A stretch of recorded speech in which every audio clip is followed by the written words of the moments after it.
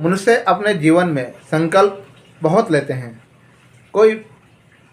परीक्षा में पास होने के लिए संकल्प लेता है, कोई अपने बच्चों को अच्छी शिक्षा देने के लिए संकल्प लेता है, कोई राजनीति में अपना स्थान बनाने के लिए संकल्प लेता है, कोई अपने माता पिता के वचनों को निभाने के लिए संकल्प लेता है, उनके अधूरे सपने को पूरा करने के लिए लेता है, और कोई व्यक्ति अपने आदर्श संत महापुरुषों के संकल्प को पूरा करने के लिए लेता है। कोई व्यक्ति सामाजिक परिवर्तन करने के लिए संकल्प लेता है। साथियों, इसी प्रकार से बोधिसत्व डॉक्टर बाबा साहब भीमराव अम्बेडकर जी ने भी इस वर्ण व्यवस्था को, इस मनवादी व्यवस्था को, इस जातिवाद भेदभाव वाली व्यवस्था को ख़त्म करने के लिए उन्होंने भी वडोदरा के में संकल्प लिया, और उस संकल्प के लिए को पूरा करने के लिए उन्होंने दिन रात कर काम भी किया।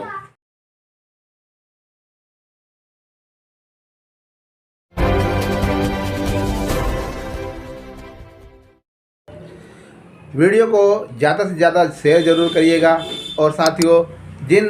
भाइयों ने हमारे चैनल को सब्सक्राइब नहीं किया है तो वह भी सब्सक्राइब कर दीजिए, ताकि हमारी नई नई वीडियो का नोटिफिकेशन आप तक पहुंच जाए और आप उसे देख सकें। साथियों, बोधिसत्व डॉक्टर बाबा साहब भीमराव अम्बेडकर जी के जीवन संघर्ष को यदि हम पढ़ें तो हमें बहुत कुछ सीखने को मिलेगा, हमें बहुत कुछ जानने को मिलेगा, हमें बहुत कुछ समझने को मिलेगा। बस हमें थोड़ा सा समय निकाल कर, हमें थोड़े से विचारधीन कर हमें उनको महसूस करना पड़ेगा। साथियों, एक ऐसे महापुरुष को जानने के लिए हमें अपना समय जरूर निकालना चाहिए। हमें उनके इतिहास को पढ़ने के लिए हमें समय निकालना चाहिए, क्योंकि बोधिसत्व डॉक्टर बाबा साहब भीमराव अम्बेडकर जी ऐसे जाने माने महान व्यक्ति रहे हैं, जिसका विश्व में उनकी क्षमता के अनुसार, उनके कार्यों के अनुसार, उनकी जो समाज के प्रति, देश के प्रति जो कर्तव्य निष्ठा और सामाजिक उदारीकरण, सामाजिक परिवर्तन की रही है, मानवता और समानता का जो उन्होंने सबसे बेहतरीन संदेश देने का काम किया है, मानवता और भाईचारे को संगठित करने का, इस देश को फिर से सशक्त बनाने का, इस भारत देश में छुआछूत, जातिवाद, भेदभाव को समाप्त कर मानवतावादी, समानतावादी भारत बनाने के लिए वह सराहनीय है। साथियों, आज पूरा वर्ल्ड, आज विश्व में बोधिसत्व डॉक्टर बाबा साहब भीमराव अम्बेडकर जी को इसलिए माना जाता है क्योंकि उन्होंने एक ऐसे समाज का नेतृत्व किया जिस समाज को पशुओं के समान समझा जाता था, जिस समाज को कोई अधिकार नहीं था, जिस समाज को जो है रहने के लिए भी कोई घर नहीं था, उन्हें कूड़े के समान, उन्हें जानवरों की तरह समझा जाता था, उनके हक अधिकार उनसे छीने गए थे। उस समाज को सुदृढ़ बनाने के लिए, उस समाज को मजबूत बनाने के लिए और उस देश की महिलाओं को सशक्त बनाने के लिए जितना काम बाबा साहब डॉक्टर भीमराव अम्बेडकर जी ने किया है, साथियों, उतना काम किसी और अन्य महापुरुषों ने नहीं किया है। इसलिए बोधिसत्व डॉक्टर बाबा साहब भीमराव अम्बेडकर जी का आज उनको पूरा विश्व, पूरा देश, हर व्यक्ति उनको नमन करता है। साथियों, बोधिसत्व डॉक्टर बाबा साहब भीमराव अम्बेडकर जी ने अपने जीवन काल में, चाहे वो बाल्यकाल से लेकर हो, चाहे युवावस्था हो, चाहे वो प्रौढ़ावस्था हो, उस सभी अवस्था में उन्होंने भारत में जो जातीय व्यवस्था बनी है, भारत के अंदर जो वर्ण व्यवस्था, मनवादी व्यवस्था बनी है, जो ऊंच नीच, जो जाति भेद का जो इतना बड़ा जाल बिछा हुआ है, उस जाल को उन्होंने महसूस किया। साथियों, जब वह बाल्यकाल में थे, जब वह स्कूल में पढ़ने जाते थे, तो उनको क्लास के अंदर नहीं बैठने दिया जाता था, उन्हें क्लास के बाहर ही बैठकर पढ़ने का पढ़ते थे वे। साथियों, और उन्हें हमेशा जातीय प्रभाव झेलना पड़ा। इसी उद्देश्य को देखते बाबा साहब महसूस करने लगे कि यदि मैं पढ़ लिख कर बड़ा आदमी बना तो मैं सबसे पहले वकील बनूंगा, और वकील बनकर इस समाज की व्यवस्था को बदलने का काम करूंगा, अपने समाज को अधिकार देने का काम करूंगा। और इसी प्रयासरत में बाबा साहब डॉक्टर भीमराव अम्बेडकर जी पढ़ने लगे, अध्ययन करने लगे, स्टडी करने लगे। आज बाबा साहब डॉक्टर भीमराव अम्बेडकर जी को आज जो है उनके इस संकल्प के कारण, उनके इस वचन के कारण बाबा साहब डॉक्टर भीमराव अम्बेडकर जी के ज्ञान को देखते हुए, उनके सामाजिक दायित्वों को देखते हुए, उनके सामाजिक प्रभाव को देखते हुए बड़ौदा के सयाजीराव गायकवाड़ जी ने एक अनुबंध के तौर पर उन्हें आगे पढ़ने के लिए विदेश भेजा गया। और अनुबंध में लिखा गया कि जब आप पढ़ लिख कर वहाँ से आए तो आपको हमारी रियासत में नौकरी करनी पड़ेगी 10 साल। जब वहाँ से विदेश से पढ़कर बाबा साहब डॉक्टर भीमराव अम्बेडकर जी आए और अनुबंध के अनुसार उन्होंने बड़ौदा रियासत में 10 साल की नौकरी करने के लिए में बड़े ऊंचे ओहदे पद पर आए, तो वहाँ पर जो उनके जो साथी लोग थे, जो कलिंग लोग थे, उन लोगों ने बाबा साहब डॉक्टर भीमराव अम्बेडकर जी का अपमान किया। अपमान इसलिए किया क्योंकि वे अछूत जाति से थे, क्योंकि वह एक छोटी जाति से थे और क्योंकि वह एक महार जाति से थे। इसलिए वहाँ के लोगों ने उसे स्वीकार नहीं किया और इतने बड़े ओहदे पर होने के बावजूद भी, इतने बड़े पद पर होने के बावजूद भी उन्हें जातीय उत्पीड़ना, जातीय शोषण, जातीय भेदभाव को झेलना पड़ा। उसी समय महसूस हुआ कि मेरे इतने पढ़ लिख कर होने के बावजूद भी मेरे साथ इतना दुर्व्यवहार हो रहा है, मेरे साथ इतना जातीय भेदभाव हो रहा है, तो साथियों मेरे समाज के साथ कितना जाति भेदभाव हो रहा होगा, उन्हें कितनी उत्पीड़ना झेलनी पड़ रही होगी। यही मन में शंका लेकर जब मैं बड़ौदा में ही एक धर्मशाला में रहते थे और रहते रहते उन्हें 11 दिन हो गए, तो वहाँ के पारसी को जब पता चला कि बोधिसत्व डॉक्टर बाबा साहब भीमराव अम्बेडकर जी तो एक अछूत जाति से है, एक महार जाति से है, उन्होंने जो है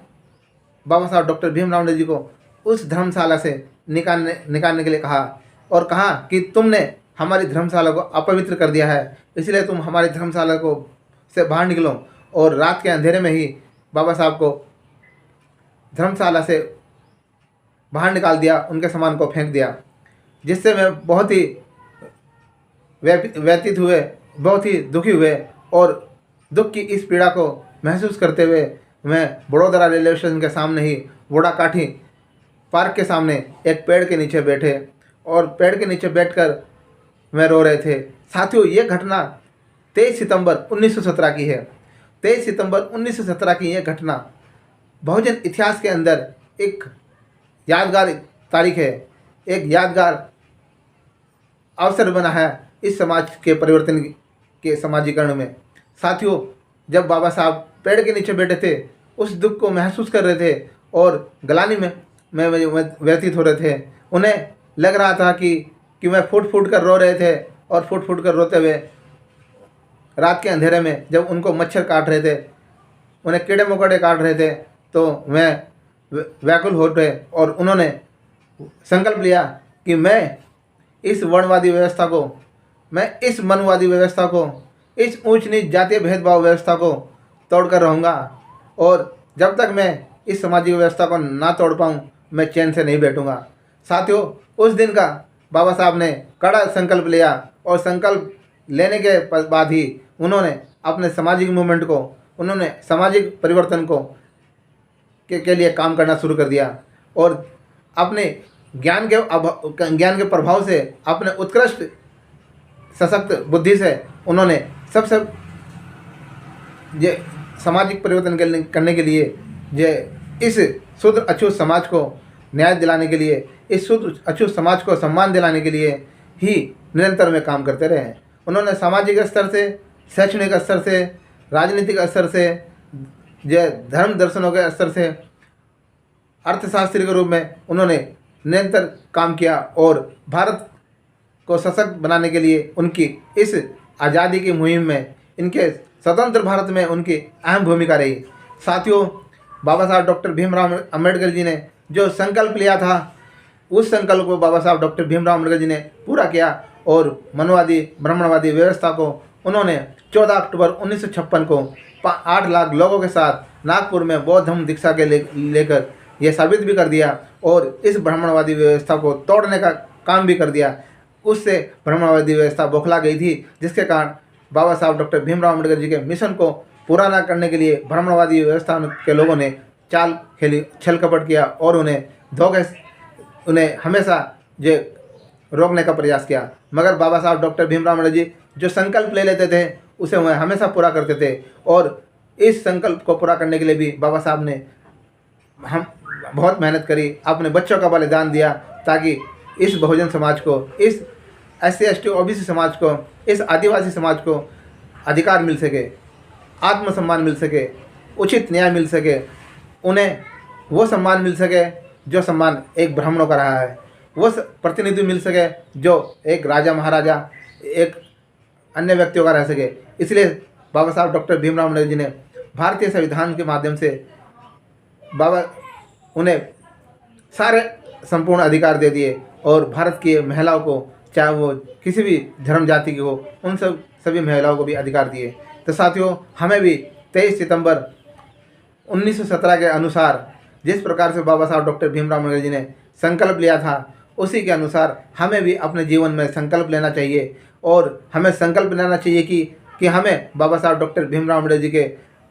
अधूरे छोड़े गए कार्यों को पूर्ण करने के लिए जिम्मेदारी लेनी चाहिए। हमें इस भारत को फिर से प्रबुद्ध भारत बनाने के लिए हमें संकल्प लेना चाहिए। हमें सामाजिक परिवर्तन, सामाजिक व्यवस्था को बदलने के लिए हमें संकल्प लेना चाहिए। हमें इस भ्रमणवादी व्यवस्था को तोड़ने के लिए, इस मनोवादी व्यवस्था को से अपने परिवार को, अपने मित्रों को, अपने दोस्तों को जागरूक करने के माध्यम से भ्रमणवादी व्यवस्था से निकालना चाहिए। इनके बनाए हुए काल्पनिक ईश्वर और त्योहारों से निकालने के लिए हमें बाबा साहब डॉक्टर भीमराव अम्बेडकर जी की तरह संकल्प बनाना चाहिए। जब हम सच्ची निष्ठा के साथ, जब हम अपने संत महापुरुषों और बोधिसत्व डॉक्टर बाबा साहब भीमराव अम्बेडकर जी को अपना आदर्श मानते हुए संकल्प लेंगे, तो साथियों हम संकल्प के लिए काम करेंगे। हम संकल्प को याद करते हुए हम अपने महापुरुषों के, डॉक्टर बाबा साहब भीमराव अम्बेडकर जी के अधूरे सपनों को साकार जरूर कर सकेंगे। मगर साथियों, आज क्या दिखता है कि हम बाबा साहब डॉक्टर भीमराव अम्बेडकर जी के सभी कार्यों को भूल जाते हैं। हम उनके नाम का सिर्फ मुंह के द्वारा भाषण के बाजी करते हैं। हम उनके अधूरे कार्य को पूरा करने के लिए बिल्कुल भी प्रयास नहीं करते हैं। सिर्फ और सिर्फ हम भाषणों तक ही सीमित रह जाते हैं। साथियों, यदि वास्तव में आप बाबा साहब डॉक्टर भीमराव अम्बेडकर जी को अपना आदर्श मानते हैं, उनके जीवन संघर्ष से कुछ समझते हैं, उनके त्याग और बलिदान से समझते हैं, तो बाबा साहब डॉक्टर भीमराव अम्बेडकर जी की तरह आप भी संकल्प लीजिए इस देश की व्यवस्था को बदलने का, अपना प्रतिनिधित्व बनाने के लिए और फिर से शासक बनने के लिए। क्योंकि जब बाबा साहब डॉक्टर भीमराव अम्बेडकर जी ने कहा है कि जब तक आप शासक नहीं बनेंगे तब तक आप अपने मूल संस्कृति, आप बौद्ध धर्म संस्कृति और आत्मसम्मान को नहीं प्राप्त कर सकते। इसलिए बोधिसत्व डॉक्टर बाबा साहब भीमराव अम्बेडकर जी ने हमें बौद्ध धर्म का मार्ग दिया। बौद्ध धर्म का मार्ग आज भारत में हमारे बहुजन समाज के लोग अपनाने को कम आ रहे हैं, जबकि विदेशों के अंदर आज विश्व बौद्ध धर्म को कंटिन्यू, लगातार, धीरे धीरे अपने जीवनचर्या में अपना रहे हैं। साथियों, ये तथागत बुद्ध और बोधिसत्व डॉक्टर बाबा साहब भीमराव अम्बेडकर जी सम्राट अशोक के अधूरे कार्य का जो जिस प्रकार से उन्होंने कार्यों को किया, प्रचार प्रसार किया, उस प्रचार प्रसार के माध्यम से उन बौद्ध धर्म की विचारधारा जो आज विश्व स्तर पर फैली हुई है, वो सम्राट अशोक और बोधिसत्व डॉक्टर बाबा साहब भीमराव अम्बेडकर जी,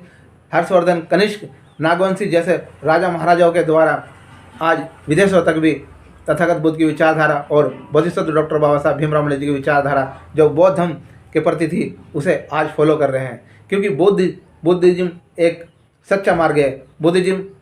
सत्य प्रकृति विज्ञानवादी है। और बाबा साहब डॉक्टर भीमराव अम्बेडकर जी ने भी कहा था कि बहुजन समाज का जो श्रेष्ठ धर्म है वो बौद्ध धर्म है, और बहुजन समाज की जो मूल संस्कृति है वो बौद्ध संस्कृति है। और यहाँ के जो भारत के जो नागवंशी, जो भारत के मूल निवासी है, वो भी बुद्धिस्ट संस्कृति के प्रहारक है। तो साथियों, बाबा साहब डॉक्टर भीमराव अम्बेडकर जी ने तमाम वेद पुराणों, धर्म ग्रंथों इत्यादि को पढ़कर ही हमें बौद्ध धर्म का इतिहास, बौद्ध धर्म की संस्कृति के बारे में हमें बताया है। इसलिए साथियों, बाबा साहब डॉक्टर भीमराव अम्बेडकर जी ने भी बौद्ध धर्म का प्रचार प्रसार किया, बौद्ध धर्म को अपनाया, और बौद्ध धर्म के साथ ही उनके अनुयायियों ने भी बौद्ध धर्म की दीक्षा ली और बौद्ध धर्म का प्रचार प्रसार किया। साथियों, यदि आप वास्तव में 23 सितंबर 1917 के इस दिन को महान बनाना चाहते हैं, 23 सितंबर को और महान बनाना चाहते हैं, तो मेरा मानना है कि आप सच्चे दिल से संकल्प लीजिए। बाबा साहब डॉक्टर भीमराव अम्बेडकर जी को जो नमन करते हुए, उन्हें याद करते हुए, उनकी संघर्ष और मेहनत को याद करते हुए, उनके बलिदान और उनके बच्चों की बलिदान को ध्यान कर रखते हुए, माता रमाबाई को उनके संघर्ष को याद करते हुए, अन्य सभी संत महापुरुषों को याद करते हुए हमें बोधिसत्व डॉक्टर बाबा साहब भीमराव अम्बेडकर जी की तरह संकल्प लेकर उनके अधूरे कार्य प्रबुद्ध भारत बनाने में संकल्प हम लेना चाहिए और सच्ची निष्ठा के साथ उसे पूरा करना चाहिए। तभी हम सच्ची निष्ठा के साथ उन्हें श्रद्धांजलि दे सकते हैं, उन्हें नमन कर सकते हैं। मैं आप सभी से यही निवेदन करूंगा कि आप यदि वास्तव में बाबा साहब डॉक्टर भीमराव अम्बेडकर जी के अनुयायी हैं, यदि आप उनके सच्चे आदर्श के रूप में काम करना चाहते हैं, यदि आप उनकी विचारधारा को जन जन तक पहुंचाना चाहते हैं, यदि आप अपने समाज को जागरूक करना चाहते हैं, तो आप मेरा मानना है कि आप सच्चे रूप से संकल्प लेंगे और फिर से बाबा साहब डॉक्टर भीमराव अम्बेडकर जी के अधूरे सपने को, प्रबुद्ध भारत को फिर से संकल्प करेंगे, संपूर्ण रूप से पूरा करेंगे और फिर से हमारा भारत बौद्धमय भारत बनेगा। यदि साथियों, आप सभी को यदि मेरी वीडियो का संदेश अच्छा लगा है तो ज़्यादा से ज़्यादा शेयर कीजिए। वीडियो यदि चैनल को सब्सक्राइब नहीं किया तो चैनल को सब्सक्राइब कर दीजिए और अपने मित्रों, अपने व्हाट्सएप ग्रुप पे भी शेयर कीजिए। इसी के साथ जय भीम, जय भारत, जय संविधान।